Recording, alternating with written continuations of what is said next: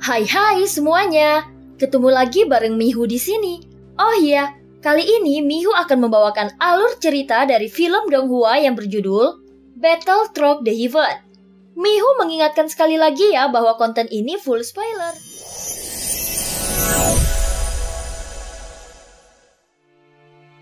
Melanjutkan dari kisah sebelumnya. Sebelumnya Xiaoyan dan yang lainnya akhirnya sampai di Istana Chen. Mereka terkejut dengan situasi yang ada di sana. Dan setelah mencoba menerobosnya, mereka akhirnya mengerti aturan dari tempat itu. Setelah Xiaoyan mendeteksi dengan kekuatan jiwanya dan menemukan bahwa penguasa Istana Chen belum waktunya dibangkitkan, Xiaoyan memutuskan memasuki pagoda emas dan mendapati bahwa pohon dunia memiliki dahan baru yang telah berdaun. Dia merasa bahwa daun pohon dunia ini menjadi solusi bagi dunia kuno dewa abadi dan iblis. Namun Zanlao tetap mengingatkannya tentang sebab akibat. Saat berikutnya Xiaoyan datang ke Taman Lingpu. Sebelumnya di sini hanyalah tanah hitam. Namun Xiaoyan telah menanam bahan utama obat untuk memurnikan pil pemecah racun Tianling di dekat gubuk. Total ada sebanyak 10 benih bahan obat berbeda yang ditanamnya belum lama ini. Xiaoyan segera bergegas untuk memeriksanya dan ada kilauan yang muncul di matanya. Xiaoyan baru saja melihat semuanya tumbuh dari tanah dan itu sudah memiliki cabang serta dedaunan. Pada saat yang sama Xiaoyan segera berjongkok untuk memeriksanya. Tanaman ini memang belum cukup umur namun ini sungguh di luar imajinasinya. Dia tidak menyangka tanamannya akan tumbuh dalam waktu sesingkat ini. Saat melihat Taman Lingpu di depannya, Xiaoyan mulai merasakan seperti apa keadaan pikiran Yang Mulia. Sepertinya setelah Yang Mulia berdiri di puncak dunia, dia akhirnya merasakan kejenuhan sehingga mengisi pagoda emas dari lantai 1 hingga lantai 14. Walaupun masih ada lantai yang lainnya, namun saat ini Xiaoyan baru bisa menembus sampai lantai ke-14. Setiap lapisan mempunyai fungsi yang berbeda-beda. Dan itu seharusnya akan terus dirilis sesuai dengan peningkatan kekuatan Xiaoyan. Dia tidak tahu persis apakah ini merupakan pengaturan yang telah dibuat oleh Yang Mulia. Dan ketika bosan, dia akan memasuki lantai di dalam pagoda emas itu satu persatu. Yang tidak dibayangkan Xiaoyan adalah bahkan Taman Lingpu pun dipindahkan ke dalamnya. Sehingga Xiaoyan dapat mengolah bahan obatnya sendiri. Sementara itu penguasa Istana Chen masih belum dibangkitkan, sehingga dia masih memiliki waktu untuk melakukan banyak hal di Taman Lingpu. Wah, tanaman tumbuh sangat cepat di sini. Aku bisa menanam lebih banyak bahan obat untuk menyempurnakan pil pemecah racun Tianling. Jika aku benar-benar bertemu Ning Yao, maka itu bisa kugunakan sebagai sarana untuk detoksifikasi. Gumam Xiaoyan sambil berbicara. Segera dia masuk ke dalam gubuk mengambil cangkul hitam dan memegangnya. Bobot cangkul hitam ini masih terasa berat. Dan saat memasuki pagoda emas dia hanya menggunakan jiwanya. Namun untuk menggunakan cangkul ini, Xiaoyan harus menggunakan kekuatan Qi dan darah dari tubuh fisiknya. Saat ini Xiaoyan tidak menggunakan teknik penggabungan tubuh. Oleh karena itu semua kekuatan Qi dan darah yang digunakannya sekarang adalah miliknya sendiri. Meskipun itu tidak sebagus avatar Yuan Shen miliknya, namun kekuatan fisik Xiaoyan juga sangat kuat. Bagaimanapun fisiknya ditempa oleh guntur. Di bawah amarah 3 jenis jantung guntur, dia telah membangun pondasi yang sangat kuat. Selain itu tubuh Xiaoyan juga telah menyatu dengan darah dari bangsawan klan Yuan Shen. Ketika semuanya disatukan, maka Xiaoyan dapat menggunakan darah klan Yuan Shen untuk menempa tubuhnya. Dan membiarkannya mencapai tubuh keabadian fisik sekuat klan Yuan Shen. Faktanya, Xiaoyan bukanlah klan Yuan Shen. Namun di antara alisnya bersinar 3 segel bintang klan Yuan Shen.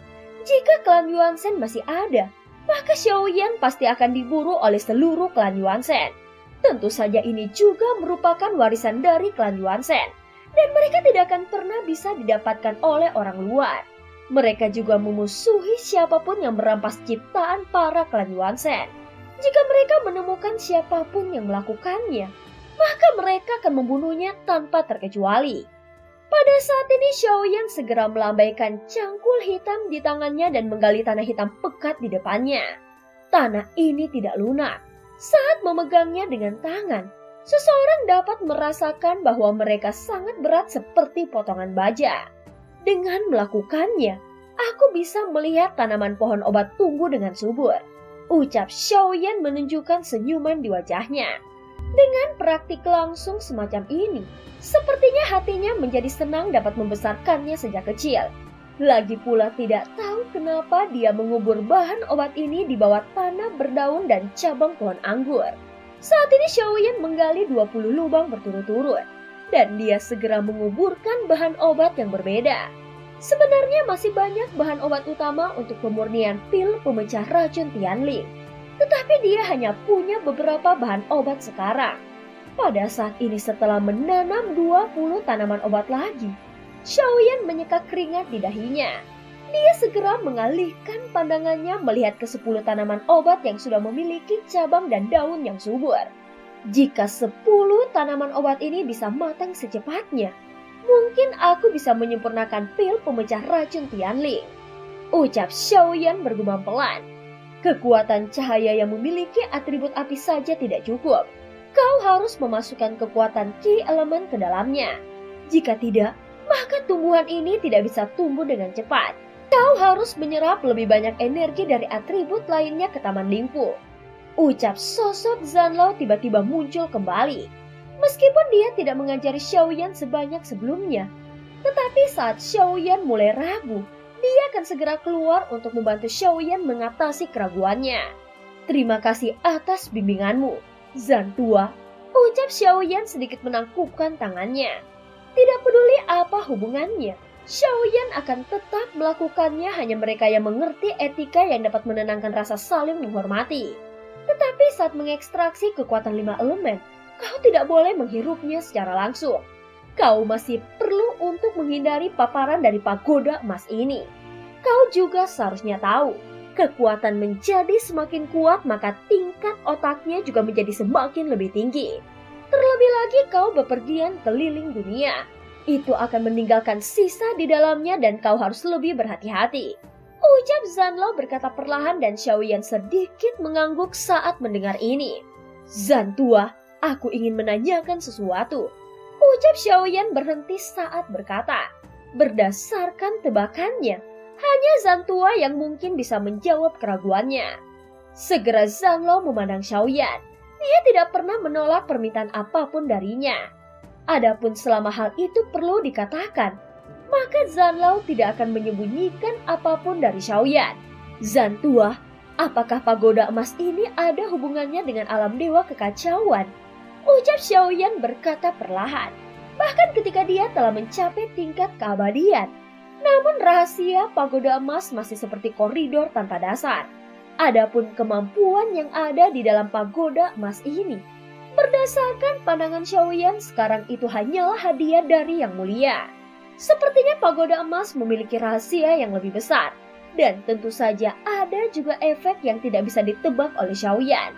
Sampai sekarang, Zanlao tetap meminta Xiaoyan selalu waspada untuk menghindari paparannya. Bagaimanapun orang kuat yang berada di keabadian para dewa bisa melihat hal-hal yang berhubungan dengan pagoda emas. Hanya saja Xiaoyan masih penasaran dengan asal-usulnya. Dan apakah itu seperti yang dia duga sebelumnya? Sepertinya kau sudah melakukan kontak dengan alam dewa kekacauan. Seperti yang kau katakan sebelumnya, pagoda emas ini memang berasal dari alam dewa kekacauan. Ucap Zanlao. Sebenarnya Zanlao tidak tahu bahwa Xiaoyan telah pergi ke alam dewa kekacauan. Seiring dengan bertambahnya kekuatan Xiaoyan, maka frekuensi kemunculan Zanlao sudah sangat rendah. Alasan mengapa dia mengatakan ini, mungkin karena dia tidak menyangka kekuatan Xiaoyan saat ini akan bersentuhan dengan alam dewa kekacauan. Apakah itu juga ada hubungannya dengan Raja Alam Dewa Kekacauan? Ucap Xiaoyan terus bertanya dan ada ekspresi kengerian di wajahnya. Iya, dan itulah yang kami takuti. Ucap Zanlao dengan lugas. Setelah mendengar kata-kata Zanlao, Xiaoyan segera teringat saat pertama kali dia memasuki alam dewa kekacauan. Dan dia menjadi salah satu dari ribuan sosok berwarna biru. Dia melihat Raja Alam Dewa Kekacauan menjadi sangat marah. karena sepertinya dia sedang mencari sesuatu, namun dia tetap tidak menemukannya. Apakah pagoda emas yang sedang dicari oleh Raja Alam Dewa Kekacauan itu? Ucap Xiaoyan menarik nafasnya dalam-dalam dan terus bertanya. Dia merasakan perasaan ngeri saat melihat sosok raja yang seperti naga berkepala 3 dan memiliki 2 sayap serta tubuhnya seperti baja. Namun penampilannya adalah hal yang kedua. Yang paling utama adalah karena sosoknya membuat jiwa Xiaoyan bergetar. Saat Xiaoyan baru saja mengangkat kepalanya dan meliriknya, dia hampir musnah karenanya. Keberadaan raja di alam dewa kekacauan itu tidak terbayangkan oleh Xiaoyan. Dan raja ini bahkan tampak lebih misterius. Atas pertanyaan Xiaoyan, mata Zanlou sama sekali tidak menghindarinya. Dia melihat Xiaoyan dan sedikit mengangguk lalu dia menjawab dengan singkat. Tepat, semua yang kau katakan memang benar. Setelah mendengar kata-kata Zanlou, Xiaoyan tidak bisa berkata apa-apa lagi. Dan dia akhirnya mulai mengerti akan alam dewa kekacauan.